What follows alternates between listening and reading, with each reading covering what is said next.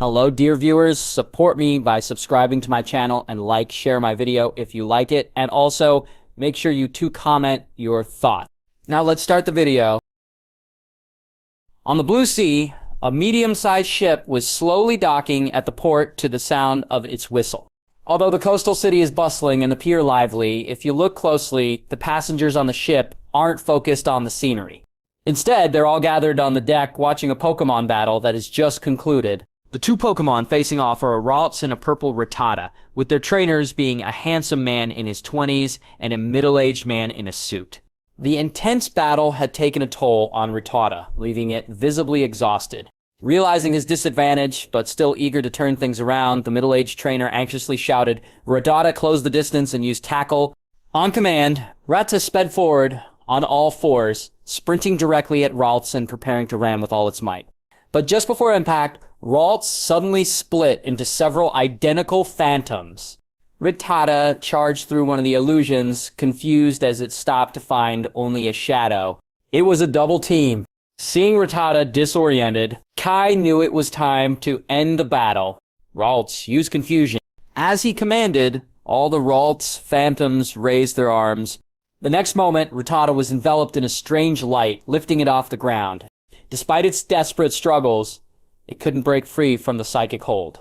Ralts gestured forward, and Rattata flew back, slamming into the fence with a thud. Unable to continue, Rattata fell to the ground, exhausted.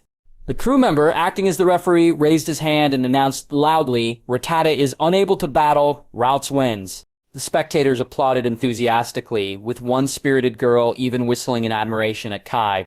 Wow, that's 7 wins in a row. Right, and this Ralts hasn't even taken a hit. It's amazing. Kai stepped forward, gently patted Ralts' head, and then shook hands with the middle-aged man. The man praised, "Your Ralts has been well trained. I admit defeat." "Your Rattata was strong, too," Kai replied respectfully, showing due sportsmanship. "I hope we get a chance to battle again someday." As the man stepped back, other trainers exchanged glances, eager to challenge Kai next. But just then, Kai held up his hand. "Sorry, everyone. We've reached our destination. It's time to disembark." The passengers turned, realizing that the ship had indeed arrived at the port. The warm, bright sun shone over the city, while waves lapped tirelessly against the long seawall. Gazing at the horizon, all Kai could see was a vast blue expanse where sea and sky merged like a giant mirror. The moist, salty sea breeze blew gently, making for a comforting welcome.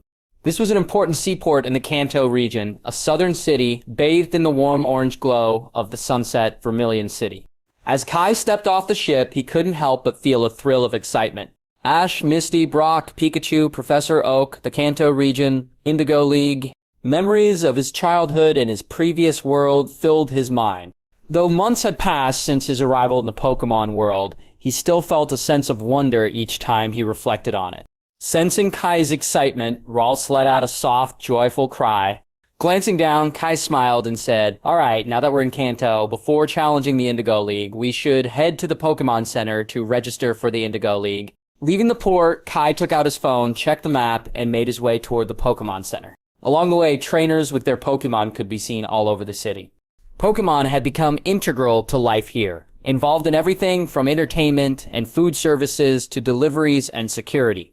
But when people saw Ralts at Kai's side, they often did a double take. With its green hair resembling a half cabbage covering much of its face, and a white body looking as though it wore overlong pants, Ralts, uncommon in Kanto, drew plenty of curious glances. Reaching the city center, Kai soon arrived at the Pokémon Center. Nurse Joy, in her familiar pink uniform, was at the front desk. When she noticed Kai, she greeted him with a warm smile. "Hello, welcome to the Pokémon Center. How can I assist you?" "Hello, Nurse Joy," Kai replied politely. "I'd like to register for the Indigo League." "Of course!" She pointed to a computer terminal. "Please place your Pokédex here for verification." Kai nodded, pulled his Pokédex from his jacket, and placed it on the computer. His details appeared on the screen, and a synthesized male voice read out the information. "Kai from Vanderbilt Town, in the Kalos region. Registration for the Indigo League is complete. Current badge count, 0. Wishing you success in your battles." Kalos Nurse Joy raised an eyebrow in surprise. "That's quite far." Yes, Kai replied, half-jokingly. It wasn't easy to make it here. Chansey! Just then, a Chansey waddled over carrying a box adorned with the Indigo League logo. With a smile, Nurse Joy gestured to it and said, "For registered trainers, here's a badge case for your collection. Please take it." Kai accepted the case, thanked Nurse Joy, and then asked, "By the way, my Pokédex still contains data from the Kalos region. Could I get it updated for Kanto Pokémon?" "I'm afraid not," Nurse Joy said, shaking her head. "We can't update Pokédex data here, but if you visit Professor Oak's lab in Pallet Town or Professor Cerise's in Vermilion, they'd be glad to help." Coming out of the Pokemon Center, Kai didn't want to go that far to find Professor Oak, but headed directly to the Cerise Laboratory in Vermilion City. The Cerise Laboratory is located on the outskirts of Vermilion City, covering a vast area. The entrance opens to a large courtyard, and the main building is a 3-story structure with an attic. A few days ago, Professor Cerise bought the place at a high price and converted it into a research institute. Climbing up the steps, Kai was about to ring the doorbell when he suddenly heard light footsteps behind him. He looked back and saw a young girl in a white dress that resembled a school uniform standing a short distance away and watching him curiously. The girl had a delicate, beautiful appearance with long wine-red hair tied into a single ponytail. Her clear, large eyes gave her a sweet and gentle look. Kai recognized her at once. She was Chloe, the childhood friend of Goh, another protagonist in the Pokemon Journeys anime, and the daughter of Professor Cerise. Chloe tilted her head slightly and asked softly, "Hello, can I help you with something?" Kai quickly replied, "Hi, I need to speak with Professor Cerise. Is he in the lab?" "You're looking for my father?" Chloe looked him up and down, then nodded. "He's inside. Come in with me." Opening the door to the Cerise laboratory, Kai followed Chloe through the entrance hall, arriving in a cozy living room. Looking around, Kai was struck by the size of the building. It felt like a small castle. The decor had a refined English manor style with elegant furnishings and intricate decorations. Chloe gestured to the sofa in the living room and said, "Please wait here for a bit. My dad's still working, but I'll go let him know you're here." "Thank you very much." Kai nodded and waited for Chloe to leave. Instead of sitting, he wandered over to a window. Outside, he could see a dense forest filled with blooming flowers, and in the distance, the bustling city of Vermilion. Starters will help, if I can find them, Kai thought, while looking at the flowers. Listening carefully, he could even hear the faint sound of waves from the nearby sea. A short while later, Chloe returned, accompanied by a middle-aged man with hair the same color as hers. The man, around his late 30s, wore thick-rimmed glasses, a kind smile, and a white lab coat. It was evident from his demeanor that he was a dedicated researcher. In Kai's mind, Professor Cerise wasn't just a well-respected researcher in the Kanto region, he was also one of the few professors authorized by the Pokemon League to distribute starter Pokemon and Pokédexes to new trainers. Seeing Kai, Professor Cerise was about to greet him, but was immediately drawn to the small Ralts by Kai's side. A Ralts! That's a rare Pokemon to see around here. At that moment, a small Pokemon bounded into the room, immediately heading over to Chloe and rubbing affectionately against her leg. This Pokemon looked like a short, playful puppy with a tan coat, a thick yellow tuft around its neck, large shining eyes, and a small lightning bolt-shaped tail full of energy. Noticing Ralts, the puppy-like Pokemon's eyes filled with curiosity, and it started to approach. But when Ralts' hands glowed slightly, the puppy Pokemon quickly backed off and dashed to Professor Cerise's side. Professor Cerise crouched down to pat the Pokemon's head. "This is our family's Yamper. Sorry if he startled you." "It's all right," Kai said, smiling. "Yamper is full of energy, as expected of an electric type." "Oh?" Professor Cerise's eyebrows raised in surprise. "You're familiar with Yamper?" Kai replied, "Yes. Yamper, an electric-type Pokemon from Galar, stores electricity in its neck fur, so it often runs around discharging energy. It's adorable to watch." "You seem very knowledgeable, not an average trainer." Professor Cerise skipped the pleasantries and got right to the point. "Chloe mentioned you needed my assistance." "Sorry to interrupt your work, Professor." Kai took out his Pokédex. "My name is Kai. I come from the Kalos region, and I just arrived here today. I'd like your help upgrading my Pokédex to include data for Kanto Pokemon." Accepting the Pokédex, Professor Cerise looked it over. "Certainly, that's no trouble at all. Follow me." He led Kai from the living room to the laboratory's work area, where 2 assistants, a man and a woman, helped him with his research. The female assistant had dark blue hair styled in loose waves and a warm, welcoming smile. The male assistant, though more reserved, wore glasses and seemed highly capable. Both assistants greeted Kai warmly as Professor Cerise introduced them. Hello, I'm Renji in short Ren, Professor Cerise's assistant, and I'm Krissa. Nice to meet you. Kai shook hands with them. Hi, I'm Kai. Thank you for your help. Krissa waved it off with a smile. It's no trouble. We're not too busy since the lab hasn't officially opened yet, so it's nice to have some company. Absolutely, Renji added with a nod. There are only a few of us here, so it's great to have some extra energy around. Professor Cerise took the Pokédex, placed it in a machine, and after a few minutes handed it back to Kai. All done. The Pokédex is now updated with Kanto data. Are you planning to challenge the Indigo League next? Kai nodded. Yes, but I only have Ralts with me right now. I'll need a few more Pokémon to challenge the gyms. Hearing this, Renji perked up. There are so many great Pokémon in Kanto. Any in particular you're hoping to catch? Kai replied, I'd love to catch the Kanto starters, Charmander, Squirtle, and Bulbasaur. Other than that, I'll see what fate has in store. Starter Pokémon, Professor Cerise chuckled. That's an interesting term. It's just a nickname, Professor. Don't take it too seriously. Kai asked again, do you know where any wild starter Pokémon might be found around here? As for the starter Pokémon, Charmander can usually be found near volcanoes or in lava caves, while Squirtle can only be found along remote coasts and isolated islands. And as for Bulbasaur, you'll likely see them in dense forests. Ren seemed to think of something and asked, have you heard of the Mysterious Garden? The Mysterious Garden? Kai was taken aback for a moment, then shook his head.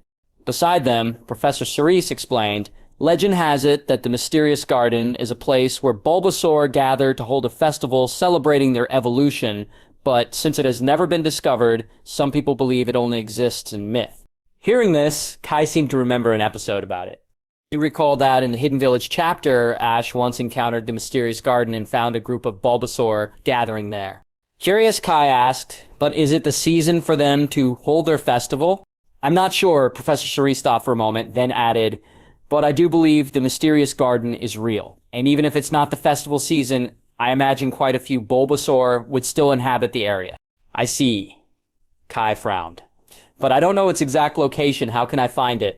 Professor Cerise activated his computer and pulled up a map of the area around Vermilion City on the large screen.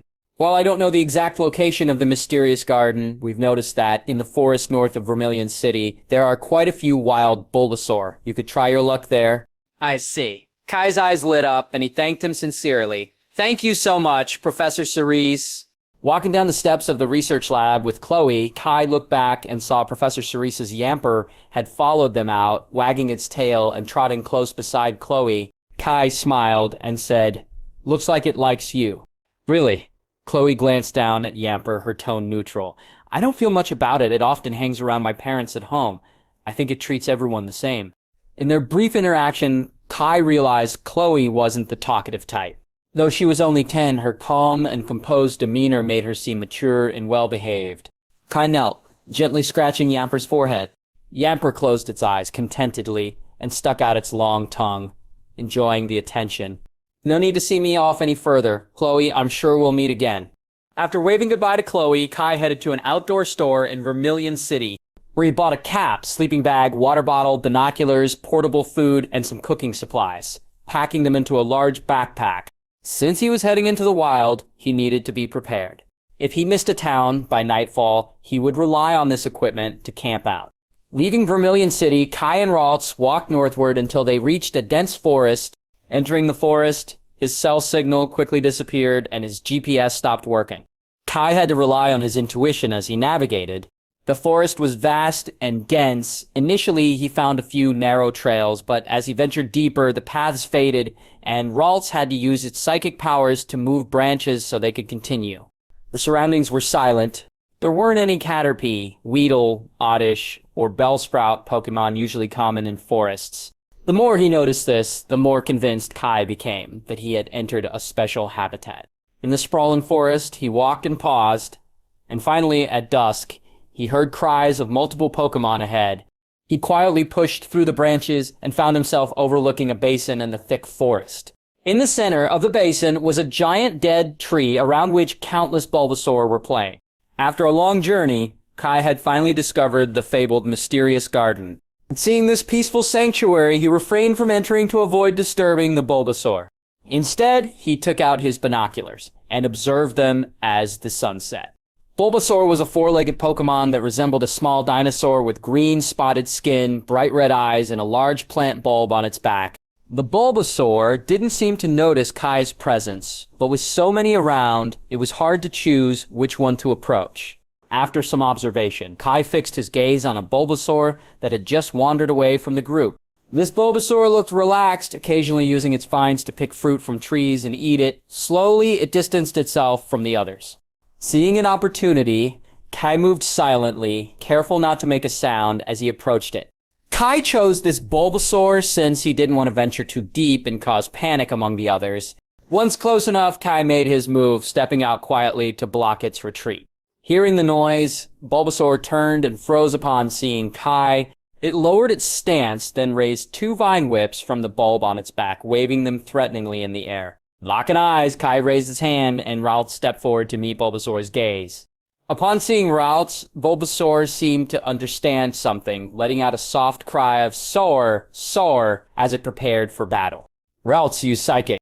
Following Kai's command, Bulbasaur was suddenly surrounded by light and lifted into the air. Bulbasaur! After the initial shock, though it was in pain and unable to move its body, Bulbasaur resisted the urge to surrender. It endured the pain and used its Vine Whip to strike Ralts fiercely. Kai wasn't about to let Ralts take that hit directly. Use Teleport! Through the red horns on its head, Ralts could keenly sense Kai's emotions. As soon as the words were spoken, Ralts had already vanished, teleporting away from harm. The Vine Whip struck the ground, scattering grass clippings everywhere. When Ralts reappeared, it had shifted from Bulbasaur's front to its rear. With a wave of its hands, Bulbasaur's body was thrown sideways, slamming into a tree trunk before tumbling to the ground.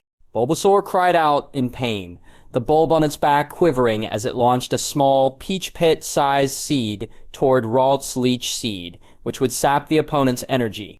Ralts, dodge it.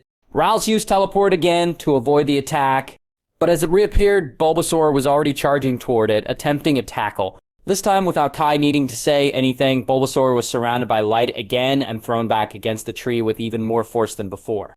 Bulbasaur! A loud thud echoed. This time, Bulbasaur completely lost consciousness. Seeing this, Kai quickly took a Pokeball from his belt and tossed it at Bulbasaur. The red light engulfed Bulbasaur, pulling it into the Pokeball. The ball shook slightly before the light dimmed with a soft click. Bulbasaur had been successfully captured. Only then did Kai's racing heart finally calm down. In the distance, several other Bulbasaur had been drawn by the sound of the battle. Kai picked up the Pokeball, but didn't leave right away. Instead, he quietly moved to the edge of the clearing, took out his phone, and snapped several photos of the mysterious garden before departing, satisfied. A few hours later, as he emerged from the forest, the night sky was already filled with stars and moonlight. Under the gentle glow, Kai spread out his sleeping bag, and Ralts gathered some branches. Once the campfire was lit, the warm flames not only dispelled the chill, but added a comforting brightness to the night. Setting up a pot stand, Kai took out some canned food and prepared a simple warm meal for himself and his two Pokémon. The aroma drifted gently into the air. Although not a skilled cook, Kai found that heating canned food was simple enough. When everything was ready, he opened the Pokeball to let Bulbasaur out. After a few hours of rest, Bulbasaur had regained most of its strength. But upon seeing Kai, it took a cautious step back, eyes still wary. Bulbasaur. Smiling gently, Kai spoke. Bulbasaur, I'm sorry about earlier, but I'm glad to have you with us now. Welcome, and I hope we'll take care of each other. He offered a plate of food to Bulbasaur. The tempting aroma wafted under its nose. Bulbasaur. Humph. I forgive you, human. Swallowing hard, Bulbasaur seemed to be drawn in by the meal. After some hesitation, seeing Ralts eating peacefully, Bulbasaur finally lowered its guard, leaned toward the food, and began to eat. Food can tame everything, Kai thought while looking at Bulbasaur. Following the same path back, Kai returned to the Cerulean laboratory. Seeing Bulbasaur with Kai, Professor Cerulean and the others were astounded. Bulbasaur, you found the mysterious garden? Kai took out his phone and sent all the photos of the mysterious garden to Professor Cerulean. As Professor Cerulean displayed the pictures on his computer, everyone gathered around, marveling at them. After carefully reviewing the photos, Professor Cerise adjusted his glasses and said, discovering the mysterious garden is indeed a remarkable find. However, from the images, we can see that it's an untouched ecosystem. I believe we should protect this place and keep its existence a secret. You're right, Professor, Kai agreed, nodding. This special habitat deserves to be preserved and undisturbed. With everyone in agreement, they tacitly decided not to discuss the mysterious garden any further. Just then, Cerise looked down at Bulbasaur. Judging by the strength of this Bulbasaur, it must be pretty powerful, right? Though a researcher, Professor Cerise owned a Magnemite and enjoyed watching Pokémon battles. At the lab, he paid close attention to Pokémon's strength. Yes, Kai knelt beside Bulbasaur, gently patting its forehead. This Bulbasaur is quite strong. On the way back, we encountered a challenge from a youngster. Bulbasaur took on 2 opponents, Diglett and Rattata, defeating both of them. Thanks to that, I feel my bond with Bulbasaur has grown. At that moment, Professor Cerise approached Kai. Kai, I have a proposal for you. Seeing the professor's serious expression, Kai asked curiously, Of course, Professor. What do you need? Professor Cerise explained, From what I've seen, you're quite exceptional. You can uncover mysteries that most people overlook, and you're thoughtful and composed, especially when it comes to Pokémon. You may have a special talent hidden within you. Would you consider becoming a special research fellow here at our laboratory? A special research fellow? Professor Cerise elaborated. As you journey, you will meet, connect with, and learn from various Pokémon across this planet. By doing so, you deepen our understanding of Pokémon and uncover hidden secrets around the world. Kai was taken aback. He remembered how, in the anime, Ash and Goh both served as special research fellows at Cerise Laboratory. Now, was he the one who had achieved that role first? At noon, during the school lunch break, in a cool cafe by the seaside in Vermilion City, Kai, Chloe, and his 2 Pokémon sat across from each other at a table. In front of them was a large, colorful Super Sundae, a store specialty that came in a rainbow of flavors and colors.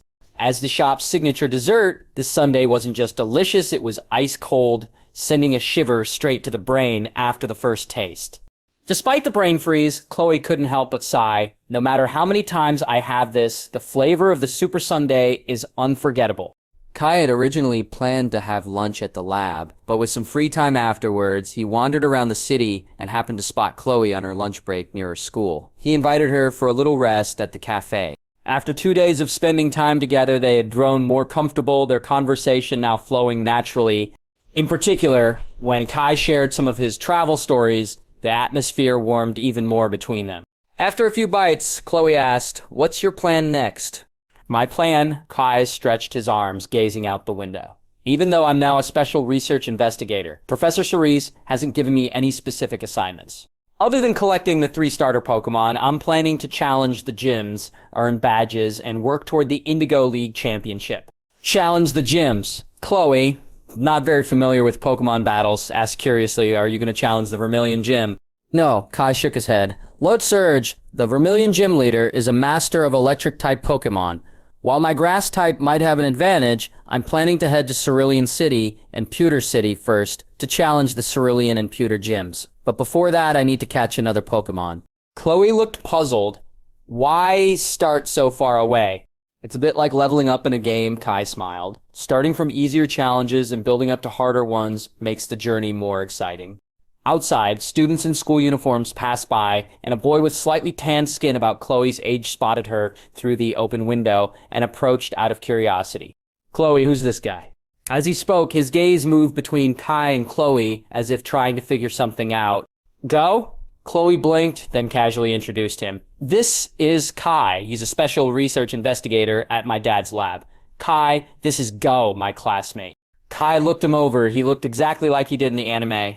My name's Kai, nice to meet you. Although Kai didn't have the best impression of Go from the anime, he extended his hand politely. Hey, I'm Go-eyed Kai, sizing him up before reluctantly shaking his hand.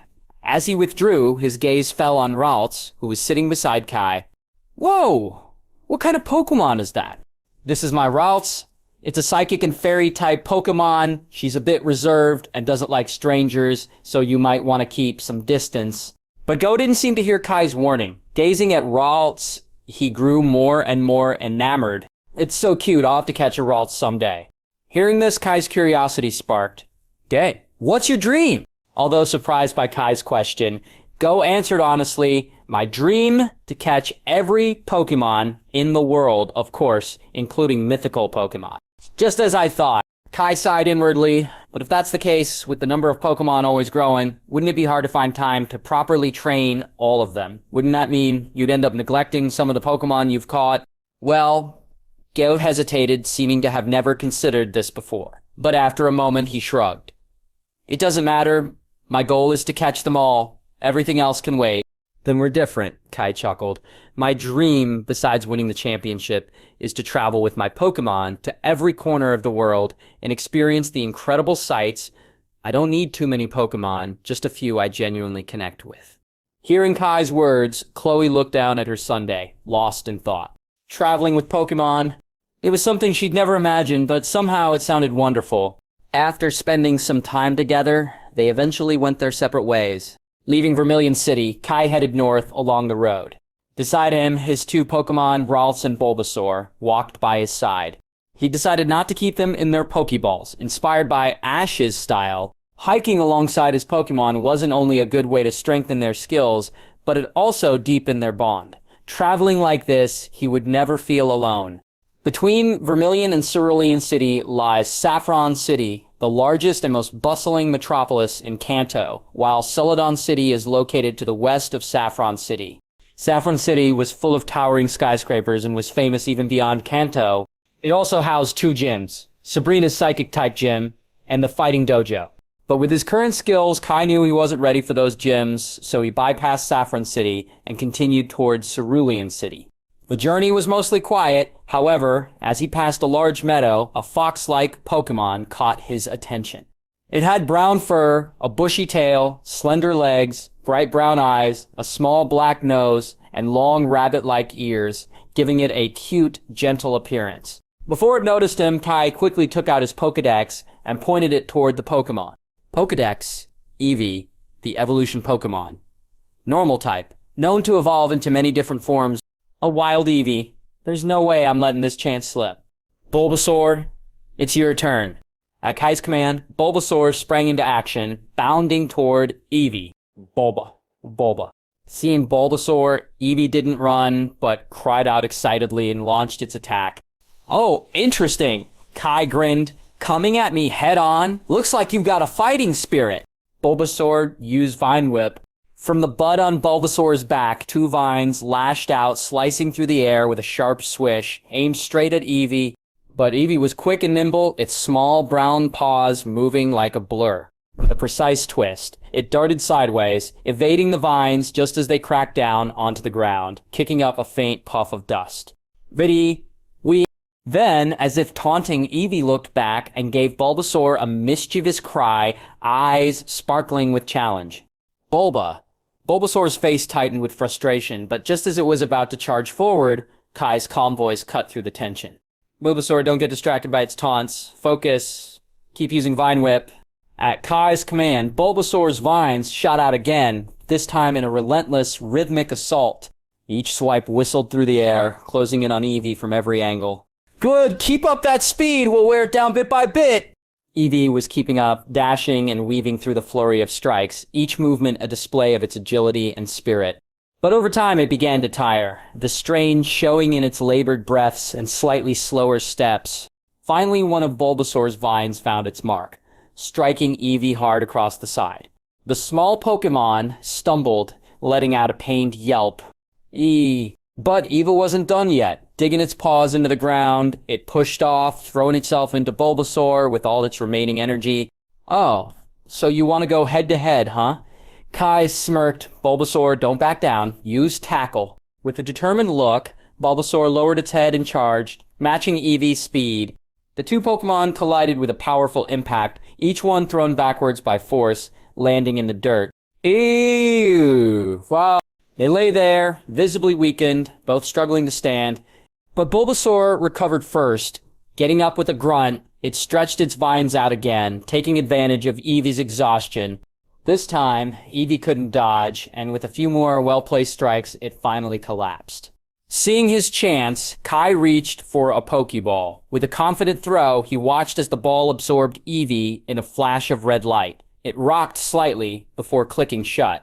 A smile spread across Kai's face. He'd done it. Another Pokemon was added to his team. The next morning, at the Pokémon Center in Cerulean City, after enjoying a hearty breakfast at the Pokémon Center, Kai thanked Nurse Joy for the meal.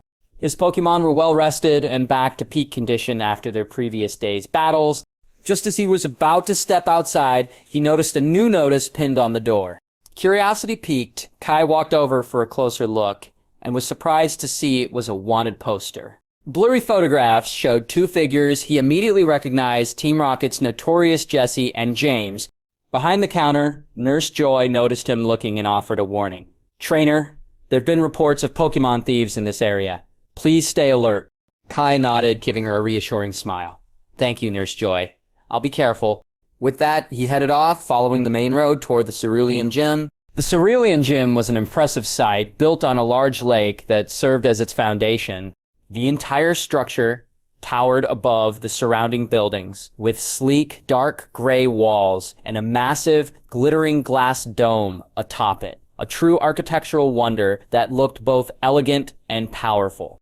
As Kai approached, he remembered what Nurse Joy had told him. The gym leader here wasn't Misty, but her three older sisters, known as the Sensational Sisters, Daisy, Lily, and Violet, were famed not only for their skill but for their beauty, often referred to as the flowers of Cerulean.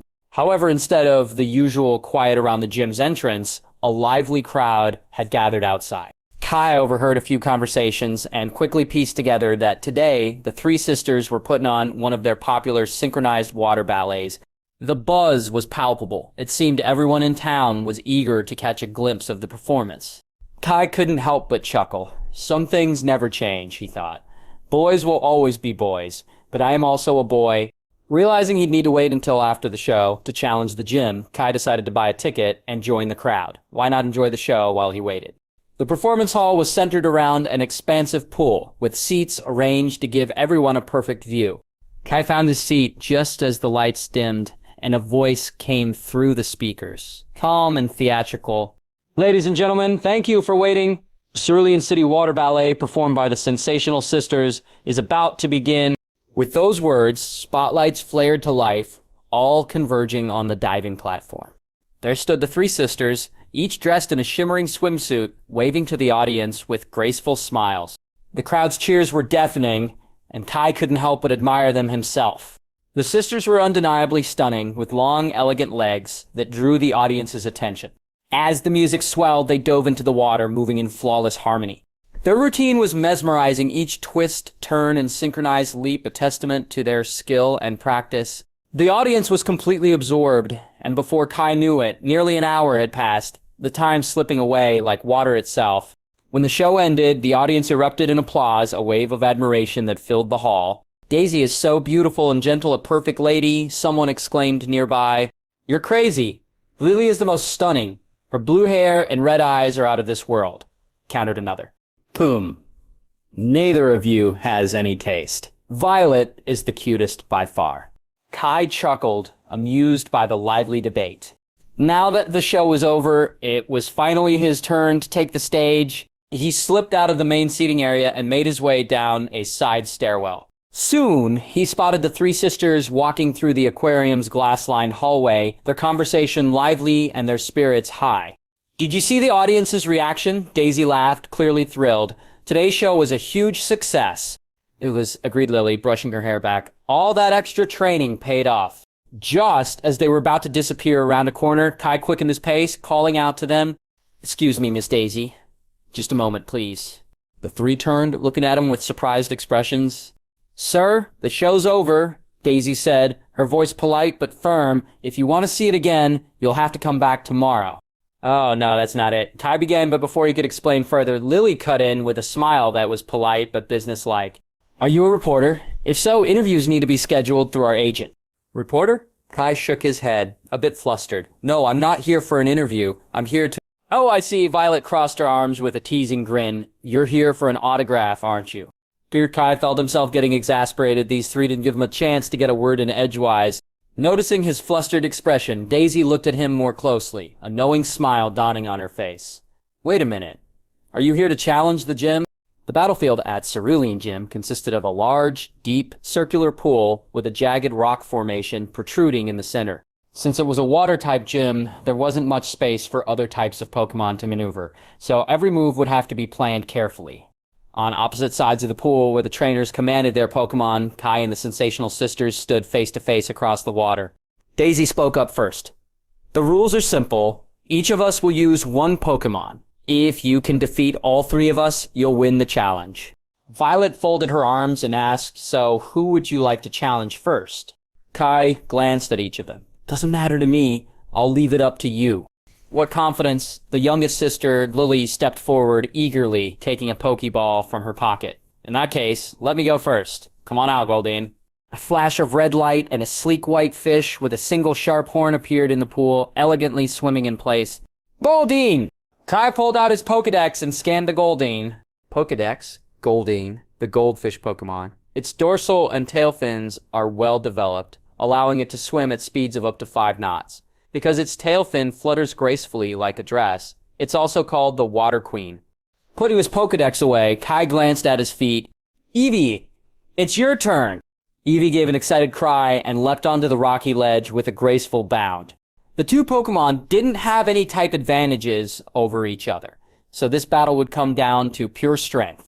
However, given the watery terrain, it wouldn't be easy for Eevee to gain the upper hand over Goldeen. Goldeen, use Peck. With Lily's command, the battle officially began. Goldeen used its tail to propel itself out of the water, its horn aimed directly at Eevee as it shot through the air. Eevee, dodge it! Eevee sidestepped deftly, dodging the attack with ease. Use Tackle. As the two Pokemon crossed paths, Eevee jumped into the air and lunged toward Goldeen, ready to strike. But just as Eevee was about to land the hit, Goldeen dove back into the water, disappearing from sight. Eevee, unable to halt its momentum, tumbled into the water, but quickly resurfaced, paddling on all fours to scramble back onto the rock, its fur soaking wet and drooping comically like a drenched puppy. On the opposite side, Lily chuckled, Well done, Goldeen. Keep forcing it back into the water. Goldeen repeated its strategy, lunging up with Peck once more, but now with Eevee weighed down by its soaked fur. Its movements had slowed, and it only barely dodged Goldeen's second attack. Seeing Eevee's close call, Kai let out a sigh of relief, but worry crept into his expression. If Eevee took a few direct hits, it wouldn't hold up for long. Thinking quickly, Kai scanned the area and noticed a cluster of rocks under Eevee's feet. An idea started forming in his mind. Eevee, jump onto that pile of rocks beneath you! Eevee turned and glanced back at Kai, slightly puzzled, but it obediently leapt to the indicated spot. Lily laughed, Whatever you're planning won't make a difference. Goldeen, use Horn Attack. Once again, Goldeen propelled itself out of the water, its horn aimed directly at Eevee. Eevee, dodge! Eevee sidestepped at the last second, causing Goldeen to miss and shatter the rock Eevee had been standing on just moments before. Eevee, jump back to where you were. Eevee quickly leapt back to the original spot as Goldeen circled around for another attack. Seeing Goldeen closing in, Kai remained calm. Eevee, use Sand Attack. At Kai's command, Eevee turned swiftly, and with a strong kick from its forepaws, it sent a cloud of dust and gravel flying toward Goldeen. The sand cloud struck Goldeen's eyes, disorienting it and disrupted its speed, causing it to crash onto the rock. Lily's face paled. What? Kai smirked. It didn't matter how elegantly a fish flopped. Without water, it was just as helpless. Frantically, Lily called out, Goldeen, get back in the water. But Goldeen floundered on the rock, unable to find its way as it writhed in confusion. Darn it, Lily muttered as Eevee began to approach Goldeen. Goldeen used Supersonic. A visible sound wave rippled from Goldeen's mouth, and while it did manage to disorient Eevee briefly, the effect didn't last.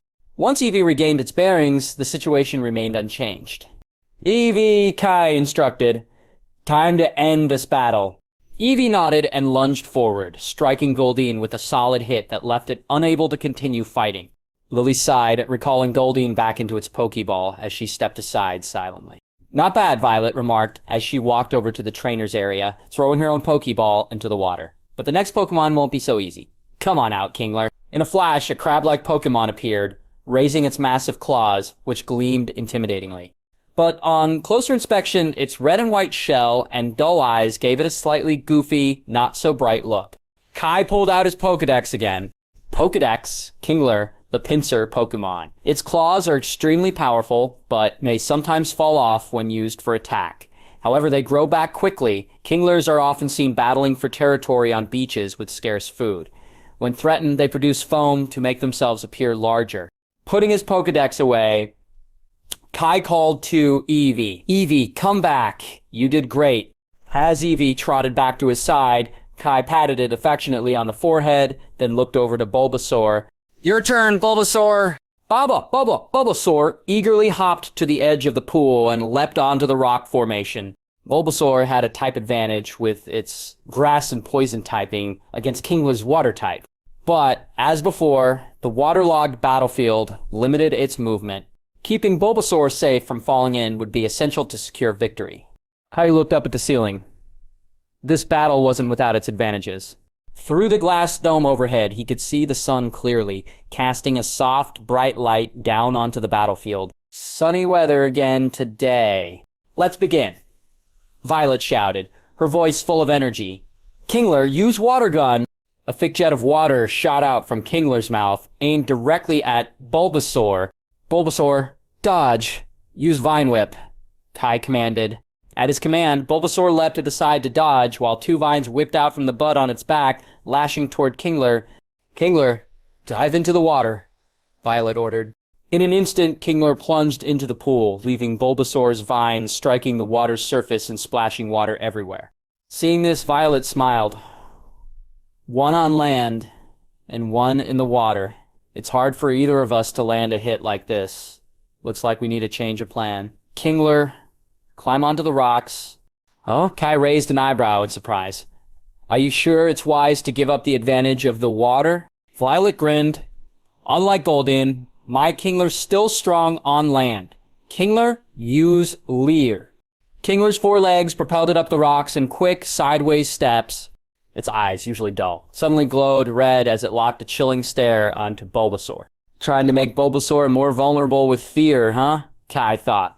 Bulbasaur, don't be intimidated. Use growth, he called out. A faint green glow enveloped Bulbasaur's body. The growth move would boost its attack power, and with the sunlight, its effects would be even stronger. Seeing her chance, Violet's eyes sparkled as she gave her next command. Kingler, use water gun now. Bulbasaur didn't have time to dodge, and the water gun hit it directly. Although Leer had lowered Bulbasaur's defense, the attack still didn't do much damage thanks to its grass typing reducing water type moves. Bulbasaur, it's our turn to strike. Use tackle. Knowing the potential force behind the move, Violet quickly countered. Kingler, use harden. Just before Bulbasaur hit, Kingler's shell took on a metallic sheen, making it tougher and slicker. With a loud thud, Bulbasaur's tackle hit solidly, forcing Kingler to stumble back slightly. Now Kingler, use Vice Grip. Kingler's large claws snapped forward, clamping tightly around Bulbasaur's neck. Bulbasaur cried out in pain. Vice Grip, being a normal type move, wasn't weakened by Bulbasaur's grass and poison typing. Combined with Leer's defense drop, it was dealing serious damage. But Kai wasn't about to give up. Bulbasaur used Vine Whip. Bulbasaur's vines rose high and came crashing down on Kingler again and again, dealing massive damage each time. After several blows, Kingler finally couldn't withstand the pain and let go, retreating from Bulbasaur. Now it's our turn, Kai commanded. Bulbasaur, use Leech Seed. From the bud on Bulbasaur's back, a small seed flew out, attaching itself to Kingler. Quickly, it sprouted vines that wrapped around Kingler, steadily draining its energy. Violet, seeing Kingler struggle, made one last attempt. Kingler, get back to the water. Trying to escape now. Too late. Bulbasaur, finish it. Use Vine Whip. Bulbasaur's vines shot out again, delivering a final heavy blow to Kingler. The grass-type advantage, combined with the draining effect of Leech Seed, left Kingler drained of all its remaining energy. Kingler. With a heavy thud, Kingler collapsed on the rock. I've lost. Violet sighed, and with a flash of red light, she recalled Kingler. Only one Pokémon remained now to defeat. With a serious expression, Daisy stepped into the trainer's position. You're strong, but we won't give up that easily. Go see. With a flash, she released Seal onto the pool. The gray-white sea lion-like Pokemon appeared, wagging its forked tail. Kai pulled out his Pokédex and pointed it at Seal. The Pokédex beeped. Seal the sea lion Pokemon. Seal lives among icebergs and uses the sharp horn on its head to break through ice. Its thick skin allows it to thrive in temperatures as low as -40 degrees. Come back, Bulbasaur. Kai recalled Bulbasaur, then released his last Pokemon, his ace, Ralts. Ralts, it's up to you, he called out. Rock? Lentis. Rose let out a soft cry, teleporting instantly to a rock near the pool. It looked at Seal, and there was a gleam in its eyes beneath its bangs. Ralts, huh? Daisy's expression softened at the sight of the cute Pokemon. It's adorable. Is it from another region? That's right, Kai confirmed, offering a kind reminder. Be careful, Miss Daisy. What a gentleman. Daisy smiled, then turned serious again. But I won't hold back just because of that. Seal, use Aqua Jet. Aqua Jet cloaked Seal's body in water, propelling it at Ralts with impressive speed, a physical water-type attack, stronger than Water Gun. The move showed Seal's level was no small feat. Ralts dodge. In an instant, Ralts teleported out of the way, effortlessly avoiding Seal's attack. Psychic types are tricky, Daisy admitted, shaking her head. As well, then let's limit its movements. So we'll use Icy Wind. A fierce, icy blast erupted from Seal's mouth, covering Ralts and the surrounding area. The temperature dropped dramatically, and even the surface of the water began to freeze, forming a thick layer of ice. Although Ralts used teleportation to evade the attack, the freezing environment slowed it down noticeably. Ralts! Use Confusion! Following the command, Ralts prepared to unleash its psychic power, but just then, Seal darted into the water at incredible speed. The thick ice on the surface obscured Ralts' view of Sice's position. As Ralts searched, Seal suddenly broke through the ice from a blind spot and landed a strong headbutt. Though caught off guard, Ralts had been training with Kai for months and quickly used teleport to escape. Seal! Use Ice Shard! Seal opened its mouth, creating multiple ice shards, which it launched at the recently teleported Ralts. The explosion scattered ice and debris, enveloping Ralts. However, as the dust settled, Daisy and the others were astonished. Despite being hit, Ralts seemed largely unharmed. Huh. Strange, Daisy murmured in surprise. There shouldn't be a type advantage here. Ralts has Psychic and Fairy types, while Seedle is Water. And Ice Shard is an Ice-type move. Why didn't it do more damage? Kai grinned. Miss Daisy, your Seal must have the Thick Fat ability, right? Daisy nodded. That's right, but why does that matter? Kai explained, my Ralts has Trace as its ability, allowing it to copy Thick Fat from your Seal. That's why your Ice-type moves don't pose a real threat. Oh, so that's it, Daisy said, realizing. So Ralts copied CL's Thick Fat at the start of the battle? Kai nodded, and Daisy chuckled. What a rare ability, it caught me off guard. But I'm not giving up just yet. CL, use Aqua Jet! Kai quickly commanded. Ralts, use Magical Leaf. Before Ralts, shimmering leaves materialized, rotating and condensing before launching continuously towards CL. The leaves collided with the incoming Aqua Jet, resulting in a burst of energy. When the fog lifted, it was clear that the Magical Leaf had not only neutralized Aqua Jet, but also injured Seal. Seal staggered, forced down onto the ice. Grass-type moves are super effective against Water-type Pokemon. Ralts, use Confusion. Seal, retreat to the water. This time, however, Ralts anticipated Soan's movements. Concentrating, it lifted Soan into the air with Confusion. Caught in psychic energy, Seal cried out in pain, struggling in vain against Ralts' hold. As Ralts raised it higher, it swung Seal toward a nearby rock. With a resounding crash, Sue hit the rock and fainted. We lost. Daisy retrieved her fainted Seal into its Pokeball, and she and her sisters approached Kai. But before Kai could recall Ralts, a glow enveloped it. Moments later, Ralts had evolved into Cerulean. Lily gasped, covering her mouth. Wow, it evolved. Cerulean now had a graceful ballerina-like form, wearing what appeared to be a short dress. Its hair, no longer covering its eyes, framed its face with shoulder-length bangs, revealing its large red eyes.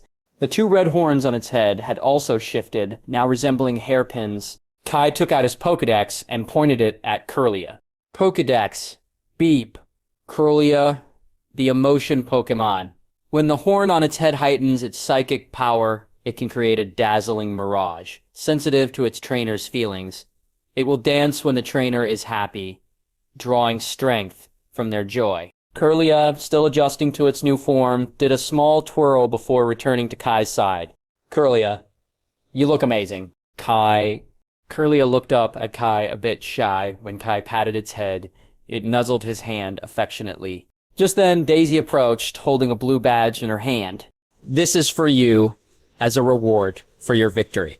Kai smiled, thanked her, and placed the Cascade badge into his badge case. Looking at the lone badge in Kai's case, Lily pouted, "So, we're the first gym leaders he's defeated. That's kind of disappointing." Kai smiled, but remained silent. The sisters seemed more focused on their water ballet than training Pokémon for battles. Among the many gyms, their strength was known to be relatively weak. Everyone has their own dreams, though. Kai hoped that someday Misty would take charge of the gym. As Kai left the gym with his Pokémon, he waved goodbye. Not long after he exited, a red-haired girl with a side ponytail walked in. "Sisters, I've been looking all over for you. What's going on?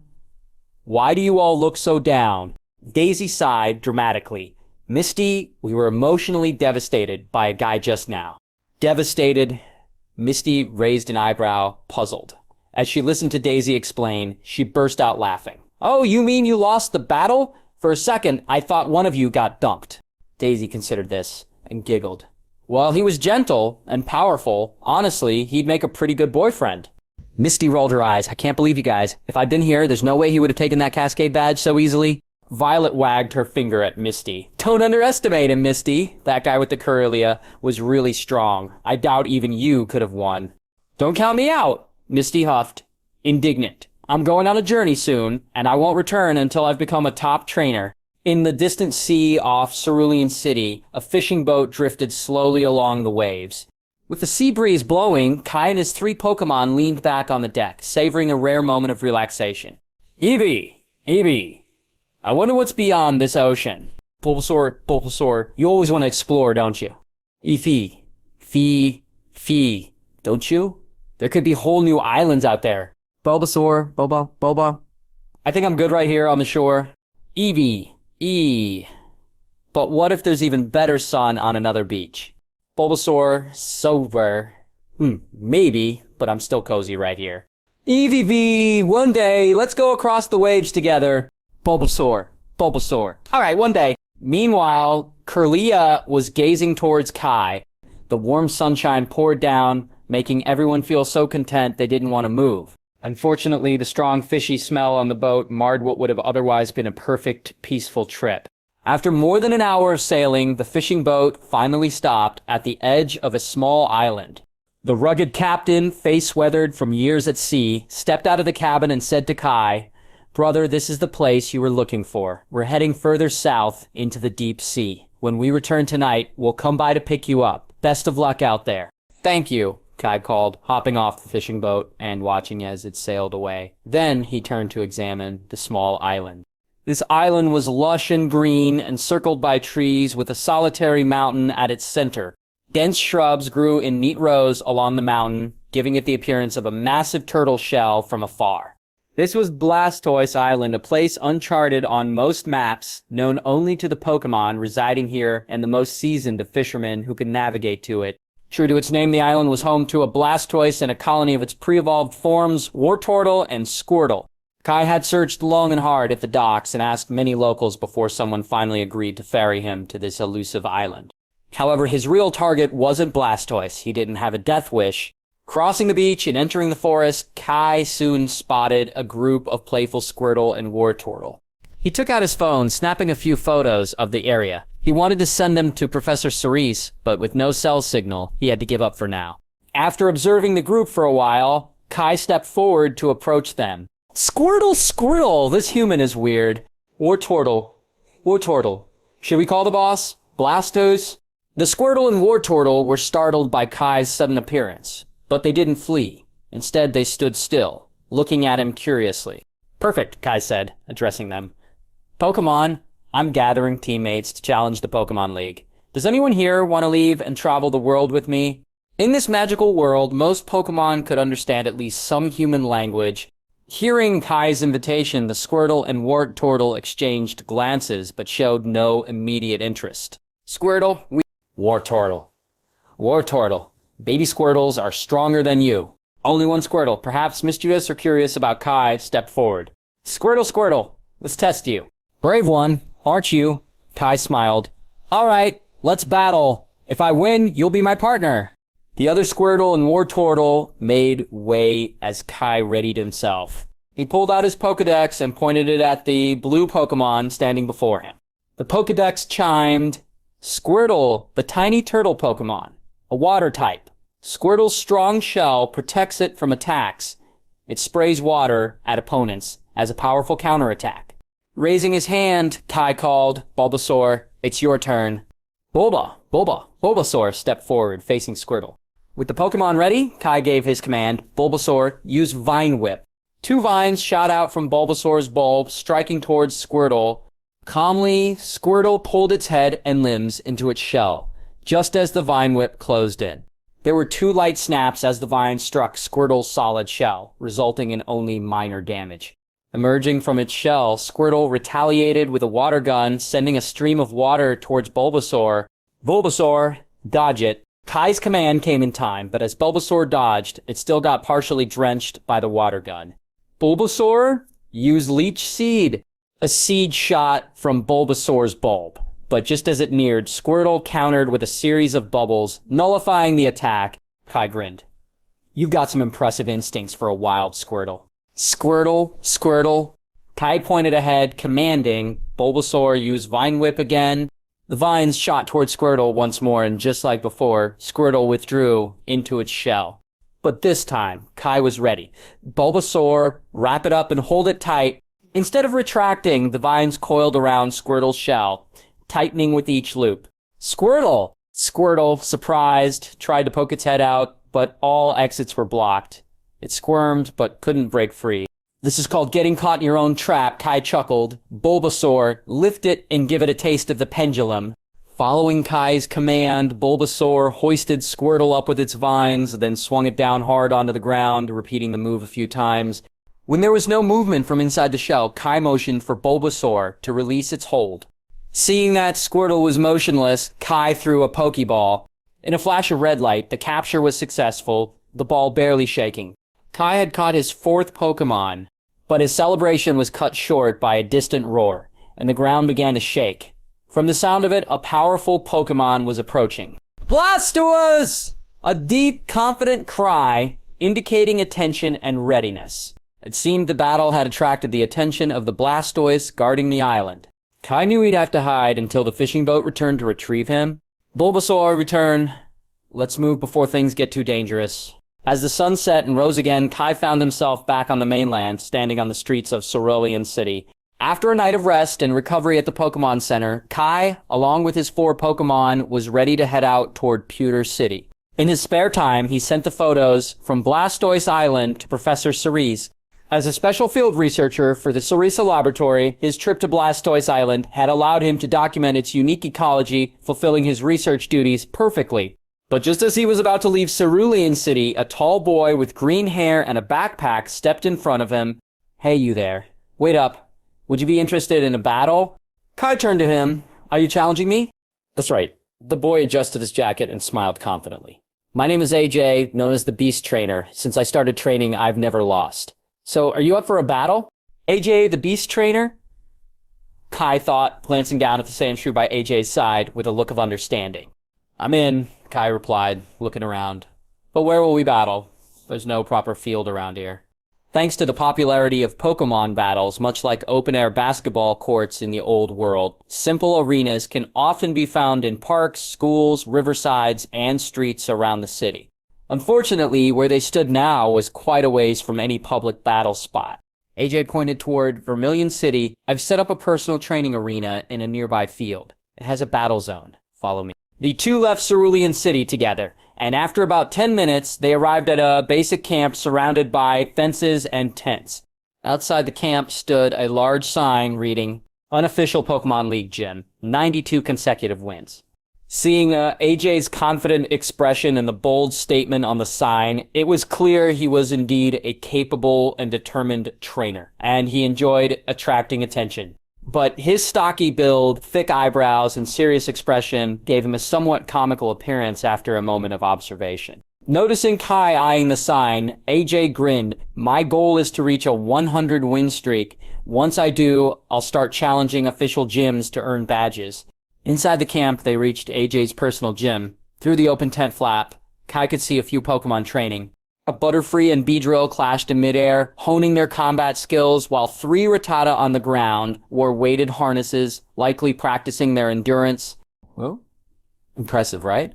AJ said, stepping into the trainer's command area. "If I win this battle, that'll be 93 victories in a row." "That's something to celebrate," Kai replied, taking his position across the field. "You do look like a formidable opponent, but I should warn you I haven't lost a match since I began my journey." They stood on a hard-packed dirt field, rough but resilient, a common type of battlefield for outdoor trainers. Kai nodded. "Got it." "Really? Well, looks like one of us is due for a loss today." AJ chuckled, spreading his hands. "The rules are simple. We each use 1 Pokemon. Whoever's left standing wins." With a flourish, AJ cracked a whip forward. "Sandshrew, show them our strength." Obeying, the Sandshrew trotted confidently to the center of the field. On closer inspection, this ground type looked quite different from a typical pangolin, with an earthy yellow, brick-like hide that gave it a distinctive armored look. Kai pulled out his Pokédex and scanned it. Considering type advantages, Kai thought both Bulbasaur's grass type and Squirtle's water type moves were effective against ground types. Pokédex, Sandshrew, the mouse Pokemon, ground type. Dislikes water and digs deep burrows in dry locations. When threatened, it curls into a ball to defend itself. But Kai remembered that AJ Sandshrew had defeated Ash and Team Rocket's Pokemon before, so he didn't underestimate it. Seeing the elegant human-eyed Kirlia, AJ looked surprised. That's a rare Pokemon, but no matter, the result will be the same. Sandshrew used Rollout. After careful thought, he sent out his ace Pokemon Kirlia. Sandshrew dropped to all fours, quickly built up speed, curled into a ball, and charged at Kirlia in a rolling attack. Kirlia used Double Team. In an instant, multiple illusions of Kirlia appeared, confusing Sandshrew. Kirlia! Too fast to stop, Sandshrew rolled past its target and threw a clone, only to realize it hit an illusion. Kirlia used Confusion. Kirlia raised its hand, and a psychic aura enveloped Sandshrew, lifting it into the air. In response, Sandshrew instinctively curled up, shielding itself with its hardened scales, and as it was released, it tumbled to the ground, getting back up with minimal injury. Impressive, Kai praised. You trained Sandshrew well. It knows how to minimize damage by using Defense Curl. AJ smirked. This is nothing. My Sandshrew has trained rigorously and even conquered its weakness to water moves. Really, Kai replied, eyebrows raised, overcoming its weakness to water attacks. That's impressive. Kai has already noticed 2 key aspects of AJ's battle strategy. Firstly, his Sandshrew was particularly strong. Secondly, the two had developed a unique communication system. AJ would simply crack his whip, and Sandshrew would instantly understand his commands without verbal cues, allowing them to adapt quickly and execute surprising moves. These strengths had undoubtedly fueled their past success, achieving over 90 consecutive victories. But now, facing Kai and his Kirlia, they had met their match. Kai and Kirlia shared a similar understanding. Thanks to the red horns on its head, Kirlia could sense Kai's emotions, and as a psychic type, it could even pick up on hints of his thoughts. Kirlia used Magical Leaf. Kirlia gathered shimmering green leaves in her hands, launching them toward the Sandshrew in a rapid, unerring stream. Seeing this, AJ cracked his whip softly, and the Sandshrew responded instantly, burrowing into the ground at high speed to evade the attack. Left without a target, Kirlia stood on alert, watching the ground beneath her with caution.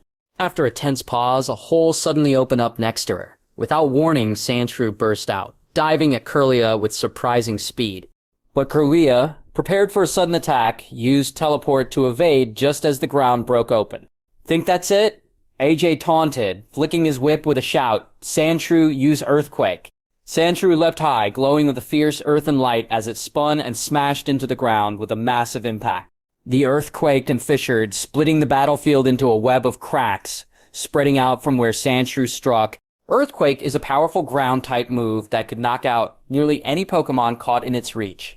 Cerulean, use Teleport, Kai shouted urgently. Cerulean rapidly used Teleport again and again, blinking across the battlefield, dodging crack after crack, until she managed to reach a safe corner, clearly exhausted but unharmed. Meanwhile, Kai breathed a sigh of relief as Cerulean found safe ground. What? AJ looked at Cerulean in shock. Earthquake, while difficult to land accurately, had rarely failed to connect in his previous matches. Seeing that Sandshrew was momentarily worn out from the powerful attack, Kai took his chance. Cerulean used Magical Leaf. Grass beats ground. The effect was clear. With a sweep of her hands, Cerulean sent another wave of green glowing leaves, flying towards Sandshrew. This time, the grass-type attack struck directly. The Sandshrew staggered, trying to stand, before finally falling. Sandshrew. AJ ran to his Pokemon, eyes wide with disbelief. He'd won 92 consecutive matches, and he'd been so close to reaching his goal of 100 victories, just 8 more to go. As Kai took in his victory, he approached AJ, clapping. That was an amazing battle. Your Sandshrew is one of the toughest opponents I've ever faced. Kai extended his hand with a warm smile. I look forward to it. It's trainers like you that make me want to keep getting better. AJ recalled his Sandshrew looking disappointed but determined. I lost, but your Cerulean is strong. I'll get back up, train harder, and when I reach my goal, I'll challenge you again. After their parting, Kai planned to head toward Pewter City to challenge the Pewter Gym. At the Cerulean Research Institute, Professor Cerulean greeted him with a smile. I'm sorry to call you back on such short notice, but I have a favor to ask.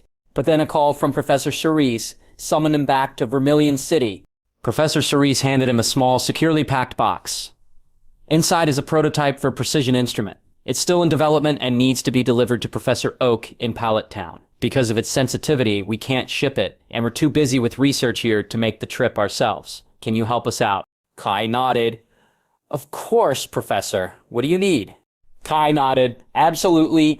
As a field researcher, I'll make sure it arrives safely.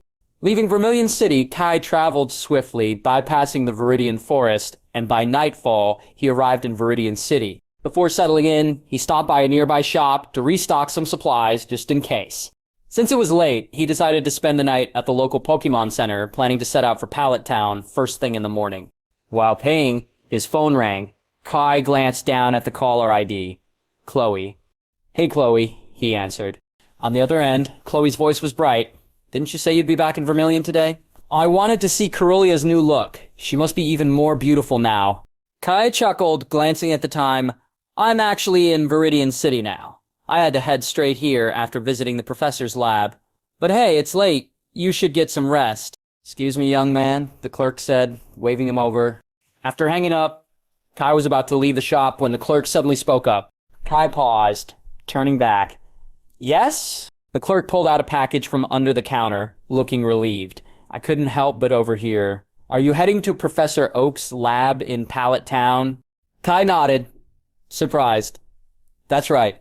The clerk smiled gratefully. Wonderful. Professor Oak ordered this package a few days ago, but we've been swamped and haven't had a chance to deliver it. Could you take it along? The Oak Research Lab is located in Pallet Town, a beautiful and tranquil place. In the afternoon, when Kai knocked on the door of the Oak Lab, Professor Oak, a kind old man with short gray hair who occasionally hummed the Pokemon theme, greeted him with a warm and generous smile. Professor Oak, sorry to bother you, Kai introduced himself. I'm Kai from the Cerulean Research Institute in Vermilion City. Professor Cerulean asked me to deliver something to you. Professor Oak nodded. Professor Cerulean mentioned you'd be coming, though I didn't expect you to travel from Vermilion City in just 2 days. That's quite fast. I couldn't delay Professor Cerulean's request, Kai replied, handing the box containing the prototype to Professor Oak, followed by a package from the Viridian City store that he pulled from his backpack. Professor Oak looked at the package happily. You brought this as well? That's a huge help. Tomorrow is the day a new group of trainers departs. I was starting to worry about how we'd be ready. Kai responded casually, this time of year must be busy for you, Professor. It sounds like hard work. That's right. You know, you're getting older when it feels harder every year, Professor Oak laughed, spreading his hands. But this year, my grandson, who has quite the independent streak, will be starting his journey. I'm excited to see who he'll become. Kai's curiosity was piqued. Would that be Gary? Oh? Professor Oak asked in surprise. You know Gary? Not personally, Kai said, waving his hands. I just heard Professor Cerise mention him once. Despite playing it cool, Kai couldn't help feeling a thrill, so Gary was heading out on his journey tomorrow. Could that mean Ash, his peer, would also be starting his adventure with Pikachu? Looking forward to meeting them, Kai decided it was time to go. Declining Professor Oak's invitation for lunch, he headed toward Pewter City once more. After passing through Viridian City, Kai chose to explore the Viridian Forest this time since he wasn't in such a hurry. Viridian Forest, located between Viridian City and Pewter City, is a dense maze of trees, creating a natural labyrinth. Even with a map, countless people get lost each year in its massive and winding paths. The forest is home to many bug and flying type Pokémon, earning it the reputation as a bug catcher's paradise. Once inside, Kai wandered based on his instincts, defeating many wild Pokémon that ambushed him. He encountered Pidgeotto and Butterfree, both of which he once admired. But after some hesitation, he decided not to catch them. His 4 Pokémon trained hard in the forest, each showing progress in their way. After a long while, the bushes ahead started rustling. Kai braced himself, thinking it was another wild Pokémon when a young trainer dressed in warrior-like armor with a net and a sheathed sword leapt from the bushes. Oh, I was hoping it'd be a rare Pokémon, the young samurai said, looking at Kai's Pokémon, but since it's you, how about a battle? That's pretty direct, Kai replied, surprised. Of course. As Pokémon trainers, our eyes meeting is the signal to battle, declared the samurai, releasing a Pokeball without waiting for Kai's agreement. Come out, Pinsor. The Pokeball opened, revealing a fierce-looking bug-type Pokémon with huge horns. Kai took out his Pokédex to scan it. Pokédex, Pinsir, the stag beetle Pokémon. Its type is Bug. Pinsir's 2 powerful horns never let go once they grab hold, tearing apart anything in their grasp. Sighing, Kai looked at his Pokémon and said, Squirtle, this one's yours. Between the grass-type Bulbasaur and psychic-type Corellia, both would be at a disadvantage against the bug-type Pinsir. Eevee Squirtle had neutral matchups with Pinsir, so he chose Squirtle. Squirtle! Squirt! Squirtle hopped forward, eyes gleaming with fighting spirit. But just when Kai anticipated a close match, Squirtle won with a few quick moves, handling Pinsir with ease. What? The samurai couldn't believe it. My Pinsir lost so fast. Simple, Kai replied with a smirk. Your Pinsir's level isn't high enough yet. If you get the chance, you should train it more. The samurai turned red with embarrassment and clenched his fists. Fine, I'm not done yet. Go, Caterpie. A red light flashed as the samurai released his second Pokémon, a Caterpie. Ah, so it's just a bug larva, Kai thought with a grin. Without switching Pokémon, he let Squirtle battle on, and it defeated Caterpie just as easily. With the battle over, Kai was about to leave when he stopped, turning back to the samurai. By the way, I came from Pallet Town. If you want to improve, train hard, and you might even challenge the rookie trainers coming after me. Pallet Town, rookie trainers, the samurai repeated. That's right, Kai said with a proud smile. Trainers from Pallet Town are strong. No matter who you face, you won't have an easy time. Don't be so cocky! The samurai shouted at Kai's fading figure, clenching his fists with determination. Remember this, no matter how strong your Pallet Town trainers are, next time, I'll make you eat those words. Dude, I am not even from Pallet Town. It's just that everything there is strong or stronger, Kai murmured to himself. Northwest of Pewter City, near a mysterious, unnamed volcano. Since leaving Viridian Forest, Kai had spent 2 long days exploring the vast area around this volcano. His goal was initially to challenge the Pewter Gym, but when he overheard that there was a group of Charmander in the area, he changed his plans, making it his priority to track one down and capture it. This urgency wasn't driven solely by Charmander's renowned final evolution, Charizard, known for its impressive power. For Kai, Charmander's cool appearance and fiery nature had captivated him since his past life. To him, catching one felt like a calling. However, after scouring half the volcano's slopes, he had only come across a few Diglett, Zubat, Geodude, and Kubo. Fuck, my luck, Kai cursed in frustration. Frustration was beginning to set in, no sign of Charmander anywhere. As dusk fell and darkness crept over the land, Kai reluctantly set down his backpack, preparing to camp for the night. But, just as he started to unpack, Eevee, whom he had sent ahead to scout, came rushing back with an urgent expression. Eevee, I found Charmanders. Seeing Kai, Eevee dashed up to him, vocalizing in an anxious tone. Though he couldn't understand Eevee's exact words, Kai's heart raced as he recalled the mission he had given it. "You found Charmander?" he asked, excitement lacing his voice. "Eevee, follow me!" Eevee nodded vigorously, turning to lead the way, gesturing for Kai to follow. Without a moment's hesitation, Kai grabbed his backpack and followed Eevee. Crossing a rocky field, finally, he noticed a cluster of faint lights flickering in a narrow mountain crevice up ahead. These lights, glowing against the evening shadows, immediately stood out. As he moved closer, Kai could make out a gathering of Charmander and Vermilion, their tails aglow with fire. Looking up, he could even see a few Charizards gliding in the sky, wings stretched wide against the night.